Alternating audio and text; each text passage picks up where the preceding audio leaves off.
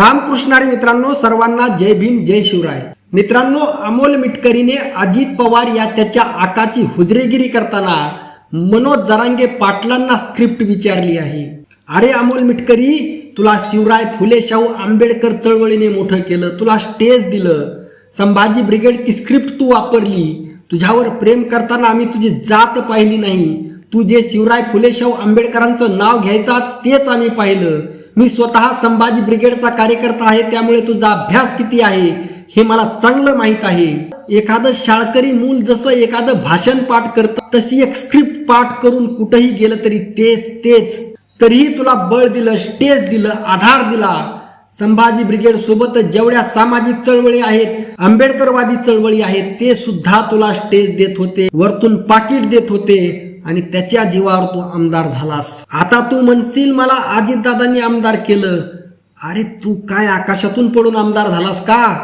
तुझ्या पाठीमागे हा तुझा घडवण्याचा इतिहास नसता तर तुला अजित पवारांनी गाडी पुसायला सुद्धा ठेवलं नसतं. पदामुळे माणसात किती बदल होतो हे मी अनेकदा पाहिलेलं आहे, पण तू त्या सर्वांचा कळस केला आहे. तू तुझा इतिहास कलंकित करण्याचं काम केलं आहे व ज्याला इतिहास नसतो त्याच्या भविष्याची सुद्धा माती होत असते, हे लक्षात ठेव. खास करून शिवराय फुले शाहू आंबेडकरवादी चळवळीत काम करणाऱ्या मित्रांनो, आपल्यातले हे गद्दार ओळखायला शिका. यांचं ज्ञान हे पोपटाप्रमाणे असतं. यांच्याकडे ना प्रगल्भता असते, ना वाचन असतं, ना आकलन असतं, ना क्षमता असते. ठराविक शब्द, ठराविक डायलॉग पोपटाप्रमाणे पाठ करायचं, एवढंच यांचं ज्ञान. मुळात आपण अशी माणसे डोक्यावर का घेतो? मिटकरी, मी तुझं पहिलं भाषण ऐकलं तेव्हाच बाळासाहेब मस्के पाटलांना सांगितलं होतं की तू किती खोल पाण्यात आहेस. तुझ्यापेक्षा लाख पटीने मर्दानी पहाडी आवाज असणारे आमचे बाळासाहेब मस्के पाटील आहेत.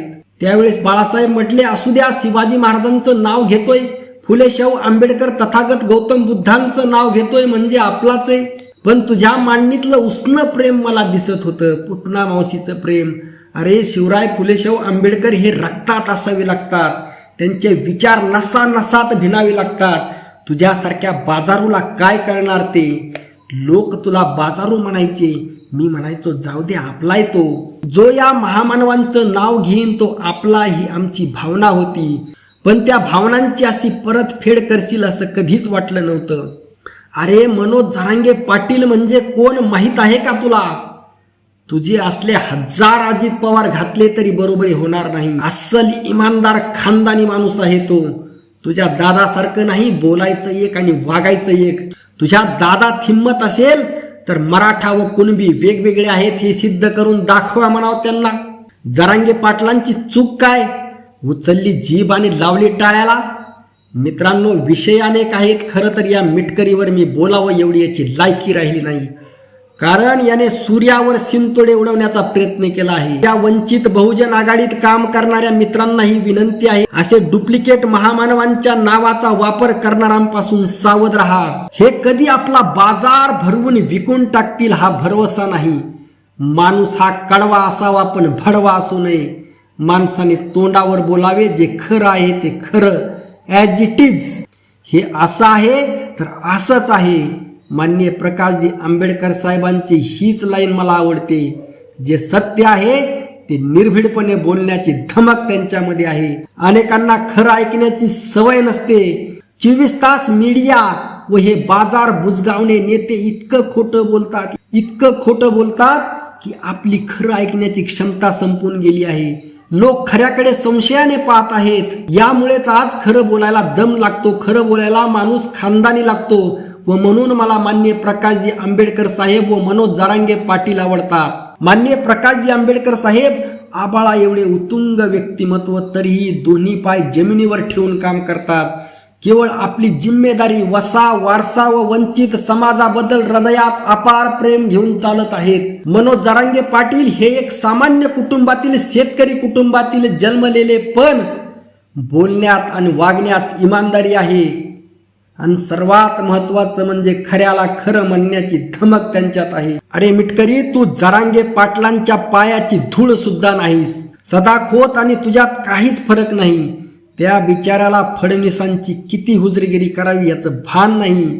तूही तोच गुण घेतला आहेस. तू आमदार झालास, पण तुझी गणना ही हुजरेगिरी करणारामध्येच होणार. मला आज सांगायला लाज वाटते की तू संभाजी ब्रिगेडमध्ये होतास, तुझी हकालपट्टी केली ते योग्यच होतं हे आज कळून येत आहे. यापेक्षा जास्त लाज याची वाटते की तू शिवराय फुलेशाहू आंबेडकरांचं नाव घेऊन हुजरेगिरी करणारा निघालास. काळ कोणालाच माफ करत नसतो आणि तुलाही करणार नाही हे लक्षात ठेव मित्रांनो. असे ढोमकावळे हे आपले मारेकरी ठरलेले आहेत. येथून पुढे कोणीही शिवराय फुलेशाहू आंबेडकरांचं नाव घेत असेल तर त्याची पारख करा. नाव तर RSS वाले सुद्धा घेतात. आज आपण या महामानवांवर वेड्यासारखं प्रेम करतो.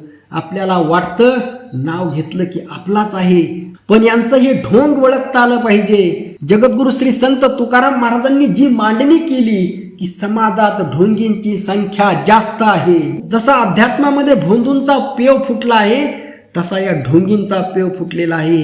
अरे मिटकरी, तुझ्या अजित पवारांनी 70,000 कोटी रुपये जरी ओतले तरी एवढे लोक गोळा होणार नाहीत. एवढे लोक एका हाकेवर गोळा करण्याची ताकद ज्या माणसात आहे त्या माणसाचं नाव आहे मनोज दादा जरांगे पाटील. तू काय बोलतो, कोणाविषयी बोलतो, याविषयीचं काही भान आहे का नाही? थोडी बुद्धी नावाचा भाग आहे का नाही तुला? खाल्लेल्या ताटात माती कालवण्याचं काम केलं आहेस तू. मित्रांनो, मला अशी भाषा कोणाबद्दलच वापरू वाटत नाही. प्रत्येक जीवाबद्दल माझ्या मनात आदर आहे, प्रेमभाव आहे. सर्वांनी निकोप राहावं, सुखी राहावं, समृद्ध राहावं हा माझा मानस असतो. शत्रू जरी असला तरी त्यालाही सन्मानाने जगण्याचा अधिकार आहे. मित्रांनो, अशा वेळी व्यक्त केलेला रोष हा द्वेष भावनेतून नसून या वास्तव भावना आहेत, या हृदयातून आलेल्या भावना आहेत. हे हृदयाचे शब्द आहेत. अशा लोकांमुळेच चळवळीचं नुकसान झालेलं आहे. चळवळीतला माणूस मोठा झाला, आमदार झाला, भाजपमध्ये गेला तरी आनंदच आहे, पण तिथे जाऊन तो आपल्या मुळावर घाव घालत असेल तर मग मात्र त्याला सुट्टी नाही. पद पैसा माणसाला आंधळं बनवतं, अहंकारी बनवतं, हे या निमित्ताने पाहायला मिळालं. आजच्या पुरतं एवढंच. तुमचं यावरील मत नक्की कळवा. चॅनलला लाईक व सबस्क्राईब नक्की करा. प्रत्येकाने कमेंट करा. कमेंटमध्ये किमान जय भीम जय शिवराय एवढं लिहा. रामकृष्ण हरी. जय जगद्गुरू. जय शिवराय. जय भीम.